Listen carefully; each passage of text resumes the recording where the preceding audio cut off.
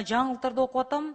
Армениядан келип, запчасть катары келип, бияктан чогулган машинелер, ошолорду катуу көзөмөлгө өкмөт, УКМК, анан бажы кызматы ала атабыз деп атат. Макул, тартип болуш керек, алыныш керек, бирок орто жолдо ошолорду киргизип жибергөн, көзөмөлдөгөндөр жазага тартылбай, бияктан турмуштун аргасыздыгынан сатып алып ошол айдап жүргөн адамдарды эми мен ойлойм бир президентибиз ушуга көңүл буруп миңдеген адамдар экен да.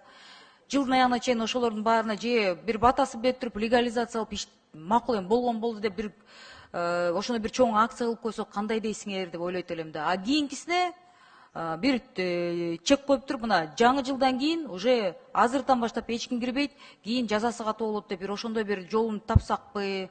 Анткени арзан машинелерди адам деген баардыгыбыз жакшы машина тебебиз деп мен ойлойм, ар бир жаран ошондой үмүтү бар. Бирок деген турмуштун аргасыздыгынан, акчанын жоктугунан, шартына жараша ошондой машинелерди алып тебип атышат да.